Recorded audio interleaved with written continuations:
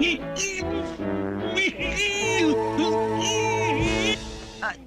aray, ay, aray, aray, aray. Ina, sama dito. Bilisan mo! Sama ko. Bilisan. Saka, diyan ka. Dito ako. Aray.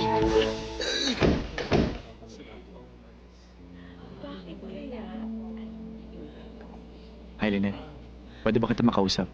Sino yung kasama mo? Yun bang asawa mo? Anong asawa? Pinsan ko yon. Wala na tayong dapat pag-usapan pa. Teka, Lynette. Nagugulang kasi ako eh. Ang akala ko maintindihan na tayo. Lynette, gusto ko lang malaman bakit bigla ka nag-asawa. Ako? Ikaw ang nag-asawa. Ako? Nag-asawa? Hindi ako nag-asawa. Pero sabi ng tatay at nanay mo.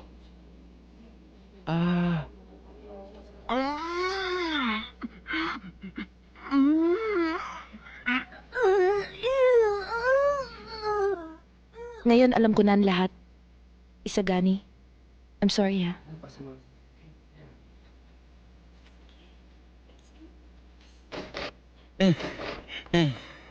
Ay, salamat.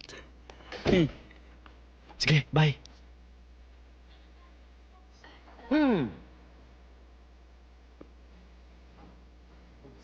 Hoy, babae!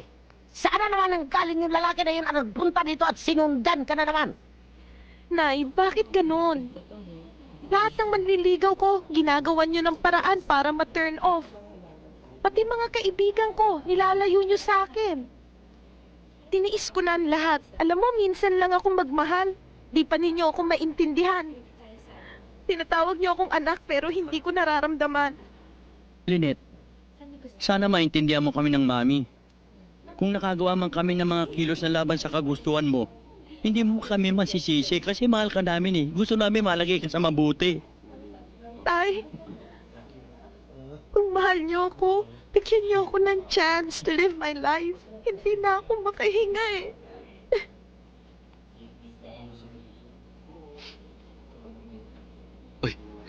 Oo nga pala. Okay. Sa'yo na yan. Sige. Thank you ah. Naku, ito na naman. Ay, ito na. Naku, ayan na, ayan na. Ay, nahanap ka na. Sir! Sir! May order pa po kayo? Meron. Taray ko po. Bakit niyo po ako sinampal? Ito ba? Ay, ako! Bakit pati ko binigwasan mo? Ito, bigla ka nga yan. Tama na. Tama na naman, tama na. Propagandista ka pala ng diary. Taray. Oh, ito.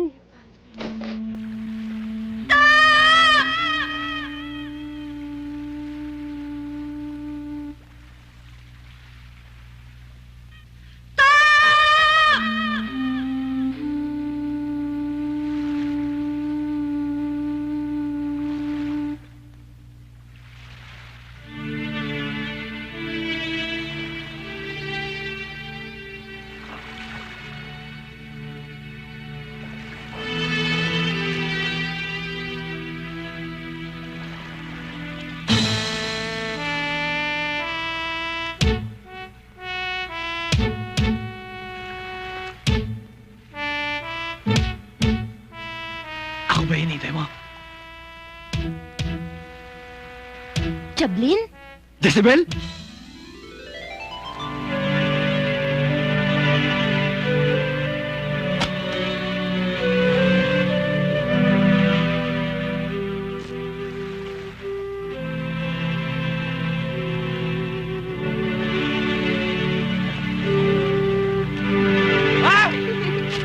Jezebel! Baby, baby, baby!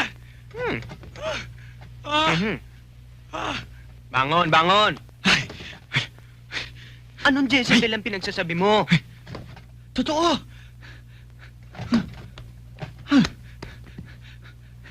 Nakasama ko si Jezebel. Panaginip lang yun. Hindi! Naging joke pa nga ako eh. Ayun, totoo yun. Naghalikan pa nga kami. Abay, Basta maniwala ka sa akin. Andiyan si Jezebel. kalokohan yun! Jezebel. Ha! Jezebel! Lalong lumalang. Ang sama ng ugali mo.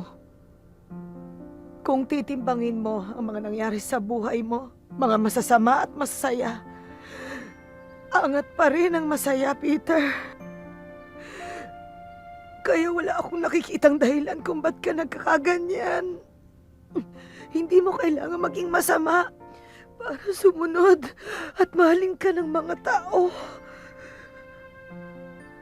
Ang kailangan mo.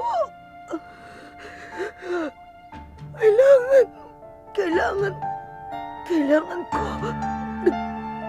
Tubig! Mama? Tubig! Mama! Hindi ako makahinga.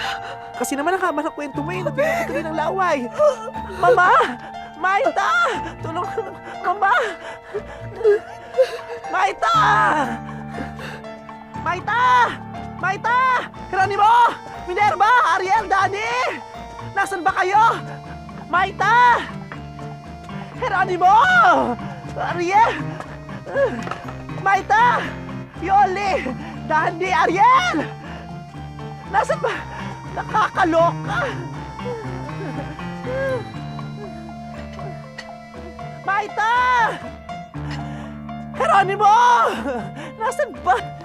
Bakit? Ano problema? Ano nangyayari? Saan ba kasi kayo nanggaling? Ano problema? Nandun lang ako sa kotse kanina. Ang mama! Senyora! Senyora! Ma! Senyora! Senyora! Manang bigay! Mama! Senyora! Senyora! Mama! Senyora! Ano ginagawa mo dyan? May dala akong tubig. Ba't yun ang ininom mo? Mama! Baho ng tubig! Mama!